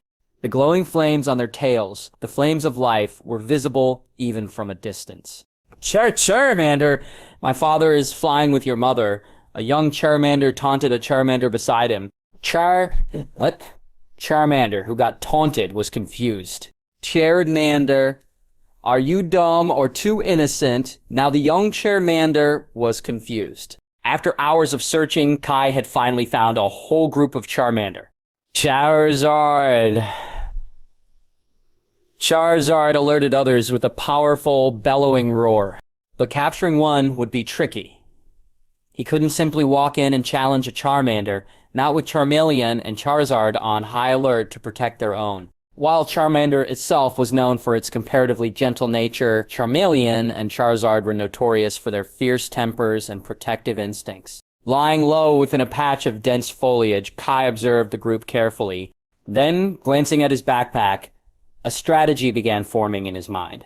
He quietly opened his backpack, pulled out a flashlight, and covered the lens with a few strips of tape, leaving only a small circular opening to create a narrow beam. He then retrieved a can of Pokémon rations, opened it, and placed it behind a large concealing boulder nearby. After setting up his bait, he gestured to his Pokémon to hide around him. "We don't have time for a formal battle strategy this time," Kai whispered. "When I lure a Charmander over, everyone attacks together. Let's finish quickly before any Charizard takes notice. Understood?" "Squirtle! Squirtle!" responded his Pokémon, nodding confidently. Satisfied, Kai returned to his hiding spot and began watching the Charmander group closely. Charmander resembled a small carnivorous dinosaur with a sleek orange body, cream-colored underside, and of course its iconic tail flame. This flame was more than a physical trait, it was a gauge of Charmander's health and emotional state. A bright, vigorous flame meant it was healthy and energetic, while a dim flame hinted at fatigue or low spirits. According to legend, if a Charmander's tail flame ever went out, it would signify the end of its life. However, as long as it was healthy, even heavy rain couldn't extinguish that flame. Male Charmander, shy but trying to be confident. Charmander, "Hey there, I noticed your flame burns bright." Female Charmander, giggling softly. Charmander, "Oh really? Yours is pretty bright too." Male Charmander, blushing. Charmander, "Oh, thanks. I've been practicing my flamethrower, you know. It's pretty impressive." Female Charmander, playfully Charmander, "Oh, is that so? Maybe I'll have to see it sometime." Male Charmander, getting bolder. Charmander, only if I get to see yours too." Female Charmander flicks her tail playfully. Charmander, maybe I'll show you if you can keep up." Male Charmander, grinning. Charmander, challenge accepted. Female Charmander, smiling warmly. Charmander, well, I'll be looking forward to it. Male Charmander, blushing deeper. Charmander, me too. At that moment, the Charmanders were still playfully interacting with one another, completely oblivious to Kai's presence. After watching for a while, he noticed one Charmander that stood out. Though it was playing with its companions, this Charmander had an energetic and slightly clumsy nature, often using more force than necessary. This behavior seemed to annoy its friends, who would scold it with playful nudges. Kai couldn't help but smirk. "Alright, you're the one." Carefully aiming the flashlight at the Charmander, he switched it on, directing a focused beam toward it, while keeping the light subtle enough to avoid alerting the rest of the group. At first, the Charmander simply blinked, turning its head away to ignore the beam. But as the light persisted, following its face, it grew curious. A puzzled expression crossed its face as Charmander glanced around, and, unable to ignore the strange light, began moving cautiously in Kai's direction. Seeing it take the bait, Kai slowly backed up, moving behind the large boulder. Charmander soon arrived, only to find the light had vanished. In its place was a strange but invitingly fragrant food item in the open. Charmander sniffed the air, taking a few tentative steps forward. Suddenly, in a coordinated strike, Kai's Pokémon sprang from their hiding spots and attacked simultaneously. Caught off guard, Charmander was hit by a water gun, confusion, vine whip, and a tackle, leaving it stunned and collapsing to the ground, its vision fading to black as it lost consciousness. Perfect, Kai whispered, exhilarated. With Charmander down, Kai leapt from behind the boulder, pulled out a Pokeball, and tossed it over. A flash of red light enveloped Charmander, and the capture was completed without even a single shake. Squirtle watched, momentarily dazed. It had a strange sense of déjà vu, as if it had seen this scene play out before. "What are you waiting for?" Kai chuckled, playfully tapping Squirtle's head. His grin, bright even in the dark, was infectious. "We caught it. Before the others realize, let's get out of here." Late that night, at the Pokémon Center in Pewter City. In the quiet dining area, Kai lounged on a chair with his feet propped up, sipping vegetable juice with a relaxed smile. Today had marked a milestone. He had finally gathered all 3 of Kanto's starter Pokémon. Nearby, his 5 Pokémon ate contentedly, while Charmander, newly captured, looked around the unfamiliar setting with a dazed expression. Where am I? Charmander, who got kidnapped, was visibly confused. Its memory of the recent events was fragmented, as if waking from a strange dream to find the world had changed around it. How did I get here? Why is this human my trainer now? And who are these other Pokémon? I had a date. Noticing its confusion, Kai pushed some food toward Charmander with a warm smile. Eat up. Still feeling a bit out of sorts? Don't worry, you'll settle in soon enough. In the early morning, after a night's rest, Kai was full of energy and was about to leave the Pokémon Center when he noticed a boy with a Pikachu and an orange-haired girl arguing in front of a poster on the wall in the lobby. The boy wore a cap, a t-shirt, and a blue jacket. Despite looking a bit silly, he was energetic, with a lively expression brimming with enthusiasm. The orange-haired girl had a side ponytail and a beautiful appearance. She wore shorts and a close-fitting yellow tank top that revealed her midriff, along with a pair of white, delicate arms and long, slender legs. She looked youthful and exuded vitality. With just one glance, Kai recognized who they were. Isn't that Ash and Misty? And the yellow mouse next to Ash, isn't that the legendary Pikachu? Seeing the 2 of them with backpacks and looking travel-worn, Kai couldn't help but think to himself, I didn't expect to run into them so soon. They've already arrived in Pewter City. He overheard Misty pointing to the poster as she said, challenging the Pokémon League isn't as simple as you think. You need to defeat at least 8 gym leaders and earn their badges to qualify for the League Conference. That's nothing I can't handle, Ash replied confidently, with the bravado of someone who doesn't know the challenges ahead. I'm going to challenge the Pewter Gym soon, and you'll see our true strength. Misty, Ash, are you sure you're ready for the first gym? You only just started your journey. Gym battles aren't like the battles you've had with wild Pokémon.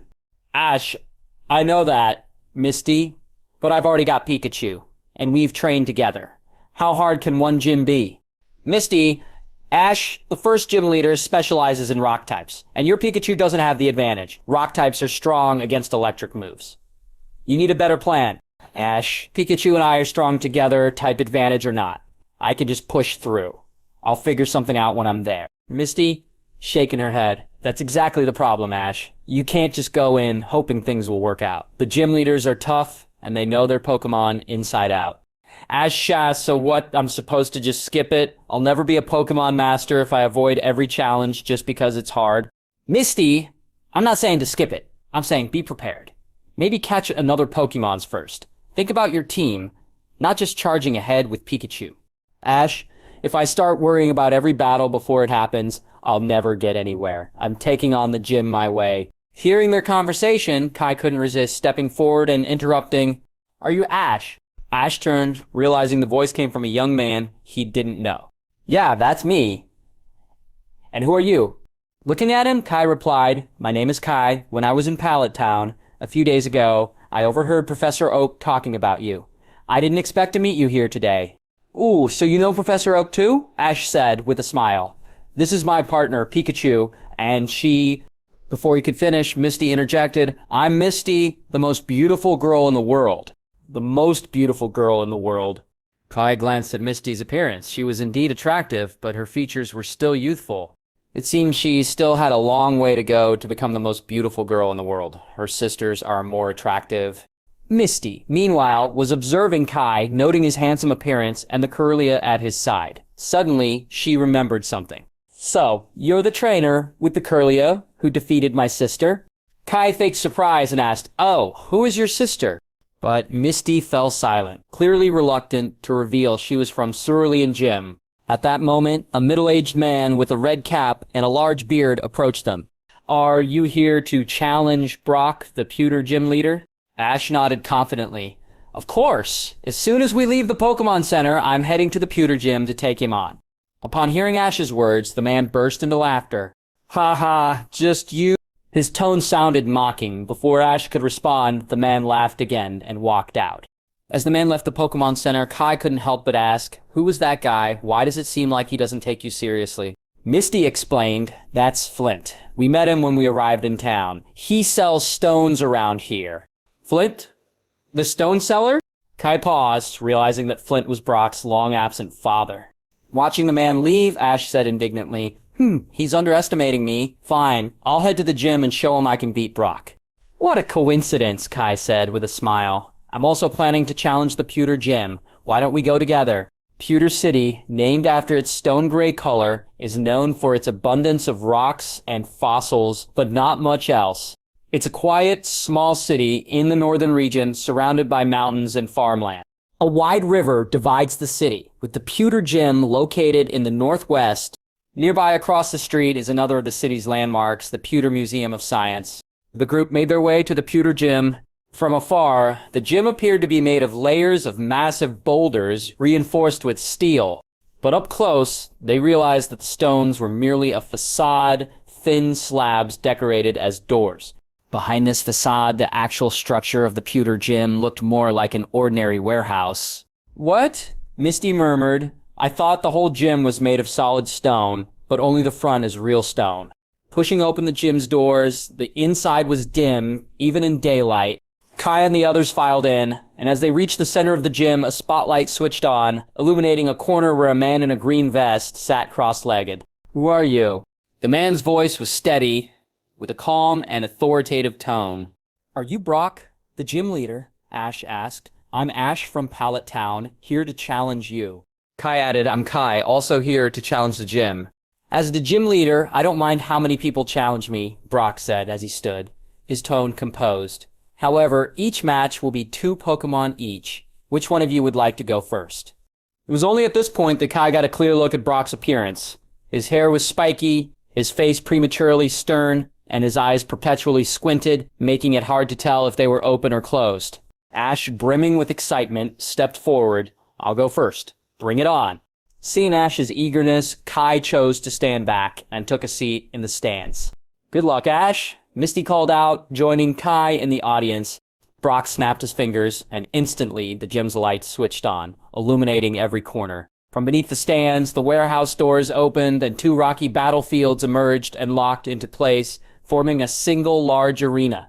As a rock and ground type specialist, Brock's gym naturally had a rock-strewn terrain.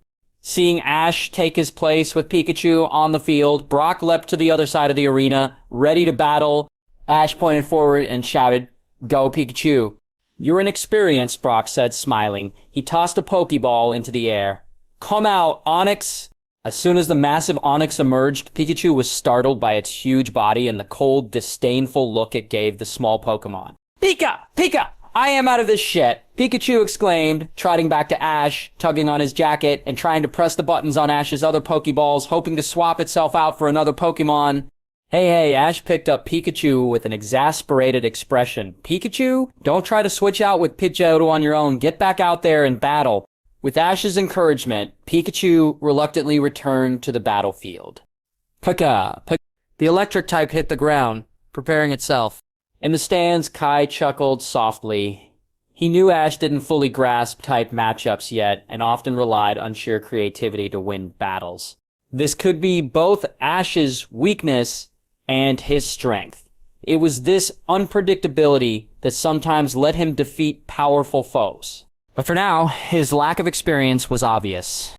Shaking his head, His Pokédex fetish started to work on him. Kai pulled out his Pokédex and pointed it at Pikachu. The Pokédex spoke, "Pikachu, the mouse Pokémon, an electric type. Its cheeks contain electric sacs that store electricity. When it gets angry, it unleashes a powerful electric shock." Kai then turned his Pokédex toward Onix. Onix, the rock snake Pokémon, a rock and ground type. Its body is made up of boulders that resemble a snake, and it tunnels underground at 50 miles per hour. As Brock gave the command, the battle began. Onix, use tackle! Brock called. In the arena, Onix twisted its massive body and hurled itself headfirst toward Pikachu. Overwhelmed by Onix's intimidating presence, Pikachu darted around in fear, not even trying to counterattack. Soon, Onix seized the chance and ensnared Pikachu tightly with its tail. Good, Onix! Use bind! Seeing Pikachu struggling in Onix's grip, Ash became anxious. Pikachu used Thunder Shock. Pika, Chu-Di. At Ash's command, sparks gathered on Pikachu's cheeks before releasing a powerful jolt of electricity. But despite Pikachu's effort, the attack seemed ineffective against Onix. Brock crossed his arms and smirked. Trying to beat my Onix with an electric attack? That's a rookie mistake. Darn it. Ash clenched his fists, his frustration mounting. Seeing Pikachu unable to break free and struggling in pain, Ash finally shouts, "Please stop. I surrender." Brock nodded, and Onix released Pikachu, who slumped to the ground. Ash quickly rushed in to pick him up. "Are you okay, Pikachu?" As the battle ended, Kai made his way down from the stands, unsure how to comfort Ash. But he knew Ash's determined personality. He would bounce back soon. Reaching the trainer's area, Kai said to Brock, "All right, that was the warm-up. It's my turn now." Brock recalled Onix and took out another Pokeball. "You're a different opponent altogether. I see." "Yes," Kai said, smiling. "Though he's a bit inexperienced now, I believe Ash has the potential to become a great Pokemon master." Ash, holding Pikachu, looked back in surprise. This was the first time someone had recognized his potential, and he felt a swell of emotion. "This person believes in me?" "Go, Geodude!" Brock shouted, releasing the next Pokemon. In a flash of red light, a round rock with muscular arms appeared before Kai. "Ah, Pokédex." Kai pointed his Pokédex at it. Geodude, the rock Pokemon, a rock and ground type, commonly found in mountainous areas. It often buries itself partially underground, camouflaged as a rock. People frequently trip over it without noticing. Kai turned his gaze to his own Pokemon choices, eventually deciding, "Bulbasaur, it's your turn." Bulba. Both Squirtle, a water type, and Bulbasaur, a grass type, could easily exploit the quadruple weakness of rock and ground types, so either would make this battle manageable. In the stands, Misty patted Pikachu and teased Ash. Unlike you, Kai knows his type matchups well. He's got the makings of a skilled trainer. Surprisingly, Ash didn't argue back. Instead, he carefully observed Kai's every move, still touched by Kai's earlier encouragement. As both Bulbasaur and Geodude took their positions, the battle began.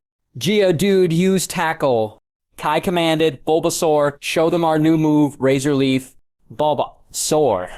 Before Geodude could get close, sharp leaves glowing with a green hue appeared around Bulbasaur and shot toward Geodude. "Geodude, dodge it," Brock ordered.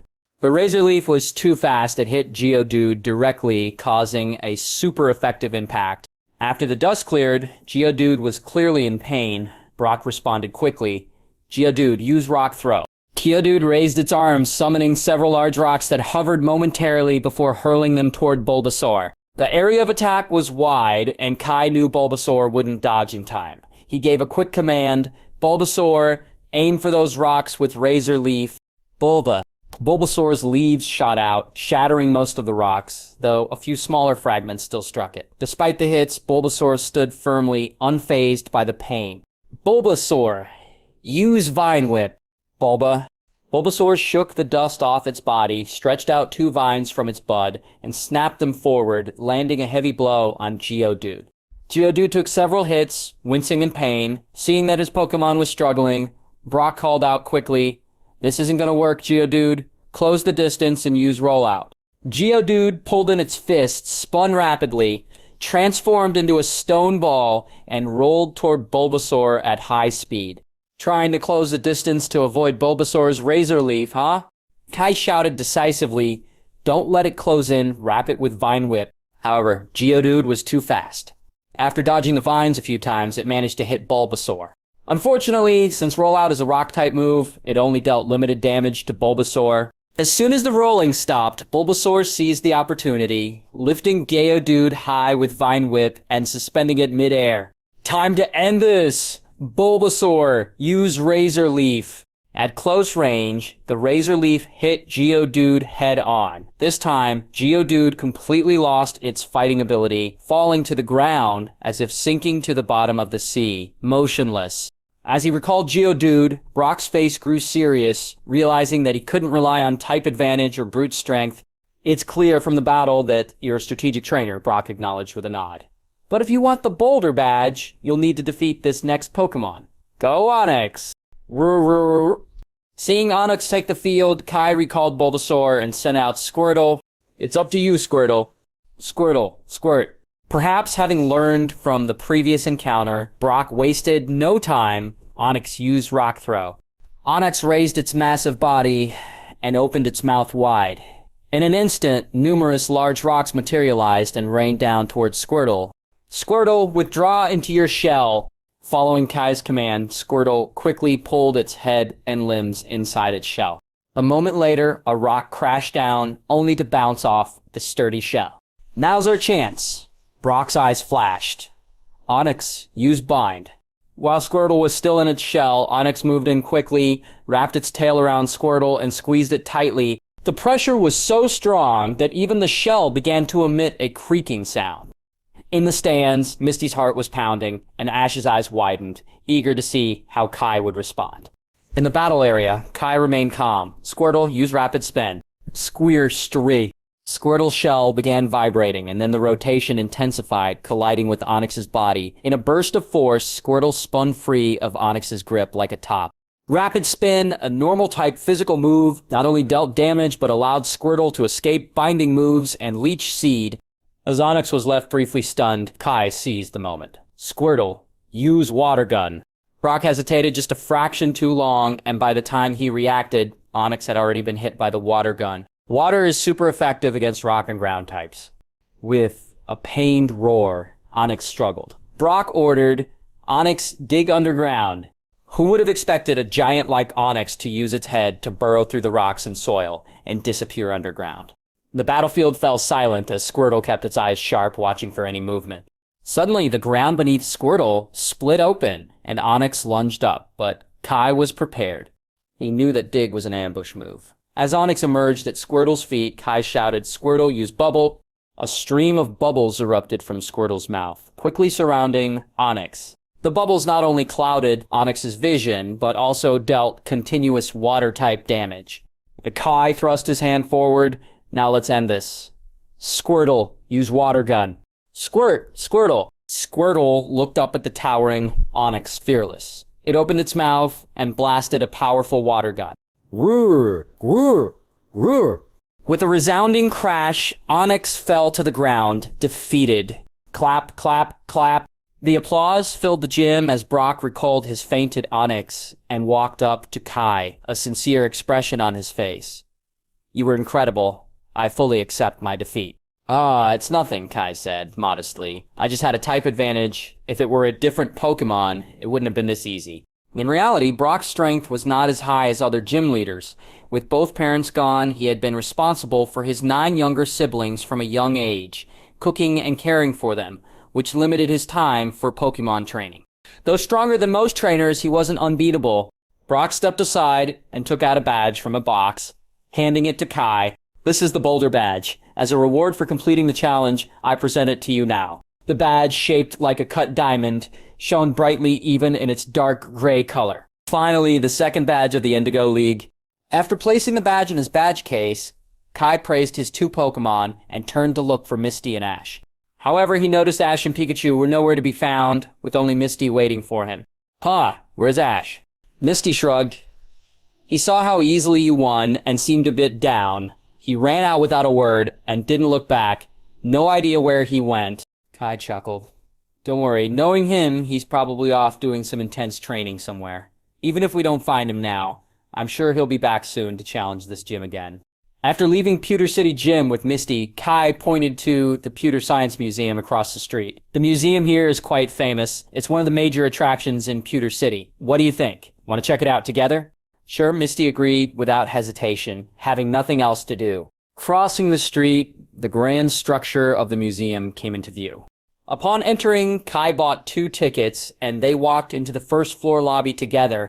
The Pewter Science Museum was divided into 2 sections, the exhibition area and the research area. Unfortunately, the research area was not open to the public, leaving visitors restricted to the exhibitions. The exhibition area spanned 2 floors. The first floor was dedicated to fossils, displaying rare ancient Pokémon in various glass cases.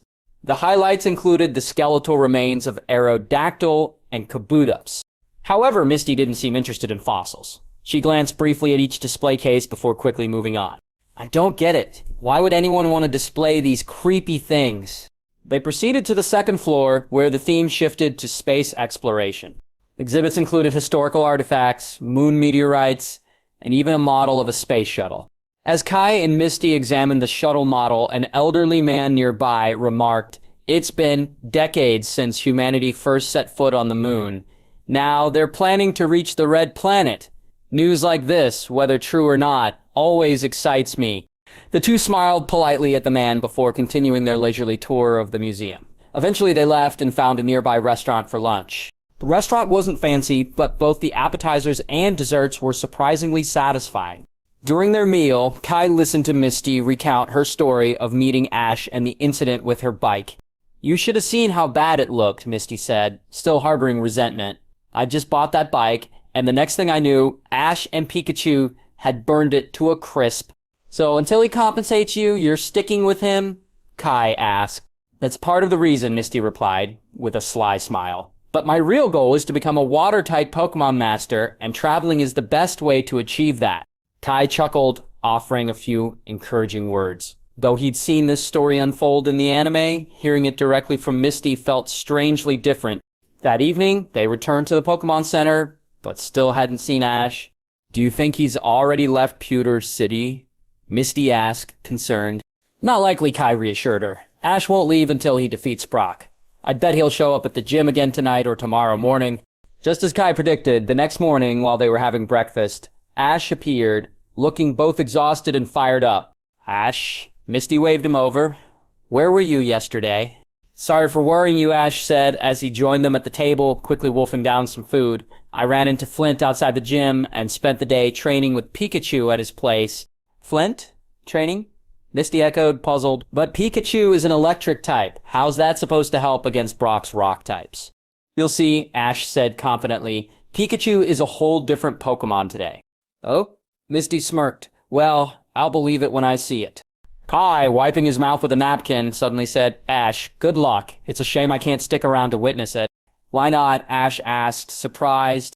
Kai replied with a smile. "Your goal is to compete in the Indigo League, right? Well, we're rivals. I have my journey to continue, and it's time for me to head to the next city." "You're leaving already?" Misty asked, disappointed. Despite knowing Kai for only a short time, she'd enjoyed his company. Kai smiled warmly. "Don't worry. Even though Kanto is vast, we share the same goal. We'll meet again maybe in the next city or gym." After returning to Vermilion City, Kai went straight to the Cerise laboratory. "Thank you for your hard work," Professor Cerise said, greeting him warmly. "After you delivered the prototype to Professor Oak, he called to praise you. He went on for so long that I was starting to feel embarrassed." Just then, Chloe walked in with her school bag. Noticing Kai's Pokemon Eevee, Squirtle, and Charmander, her eyes lit up. "Wow, you've caught so many Pokemon," she exclaimed. "That's right," Kai replied. "I've gathered the Kanto starters, and now I'm looking to catch one more to complete my team." He gestured to his Pokemon. "Everyone, this is Chloe. Say hello." As the Pokemon greeted her, Chloe knelt to admire Kirlia. "Is this Kirlia's evolved form? It's so adorable." Kirlia responded with a polite bow, its gentle demeanor making Chloe smile in delight. Watching the interaction, Professor Cerise said, "By the way, Kai, I've arranged a dormitory for you here at the lab. You won't need to stay at the Pokemon Center anymore. Plus, we've completed construction on Cerise Park, where all your Pokemon can stay safely." "Cerise Park?" Kai repeated, intrigued. Professor Cerise pointed out the window. Take a look. Outside, a massive glass dome stood behind the laboratory. Within the dome, streams, pools, hills, and dense forests could be seen as a perfect sanctuary for Pokémon.